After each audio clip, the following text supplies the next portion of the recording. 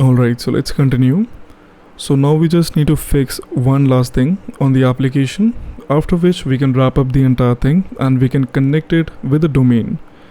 Now before we do that, there is something that I want to slide in once again, that if you were able to get any value out of this series, this course, where we built this application from absolute scratch, if you were able to learn something new, I would really appreciate if you could support the channel. You can do that by just subscribing to it, liking and commenting on this video, as it helps the YouTube algorithm to pick up the video. And at the same time, if you want to take it to the next step, you can visit the official website of this channel, which is at desicodes.io. Over here you will find the Link Shortener project that we have been building.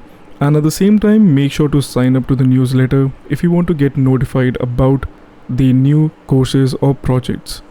So on this page, the Link Shortener project, you will find all the information about this project.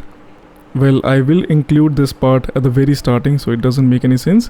However, on the last tab, the support one, you will find the link to buy me a coffee, which is just a support page, which will redirect you to the coffee page that I kind of referred earlier as well. So in case you want your message as well as your name to be displayed over here, just include the hashtag Link Shortener in the message that you will see right over here with your own custom message if you want to include that. Now that being said, let's get back to the application, and now we just need to fix the link redirect part. We want to handle the case where the user is trying to visit the shortcode, which is more or less than 6 characters. So before we do that, let me just get to the Firebase file, and we can just comment this part as we want to use the actual project instead of the emulator. So let's just do that, and now we can just sign in with the credentials, or to say the account that we have on the actual project. So if we do that, let's try visiting a link. As you will see, it's going to work perfectly fine. However, if we try to visit a link where the shortcode is more or less than 6 characters, it's going to constantly show the loader, and we will be having an error in the console, as you can see right over here, which says that, one second, it says that missing or insufficient permission. The reason is because we added a security rule right over here, where we are allowing the user, any user, to get any document, a single document, out of the links, root level links collection, only if the document ID, which is the shortcode, is of 6 characters. If it is more or less than that, we are not allowing that sort of operation, that sort of action. And that's the reason why it's throwing this error, as you can see. So we want to handle this case. So there are different ways in which we can do this. Let's first head to the link redirect part, as that's where we're handling the redirect thing. So we can do a bit of error catching. That's one way. Like, we can make the request, and if it throws any error, we can show the message that the link is invalid. But instead of like even making the request, if we do know that the shortcode is more, or to say it's not of 6 characters, if we do know this thing upfront, it doesn't even make any sense to make the request, as we know that it's going to fail. It's something which won't be allowed.